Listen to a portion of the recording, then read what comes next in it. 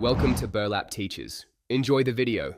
You will begin by confirming iOS 17 or later, and that both carriers support physical SIM operation. This ensures compatibility.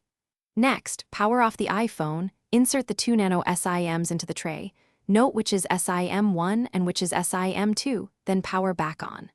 Once done, go to Settings, tap Cellular, and look for both line entries. Make sure each line shows signal bars and a carrier name. This verifies the hardware and network recognition before continuing. Now configure how you use both lines. In Cellular Settings, assign a default line for voice and another for cellular data if desired. This controls cost and coverage. Make sure to set iMessage and FaceTime to the correct line and label each line for quick selection during calls and texting. Once labeled, adjust cellular data switching and roaming options per line so the phone uses the best connection without unexpected charges. These choices determine which line is prioritized when you move between networks. Finish by restarting the iPhone to ensure all settings take effect. This step often clears minor activation delays. If one SIM shows no service, toggle airplane mode for 10 seconds, then recheck.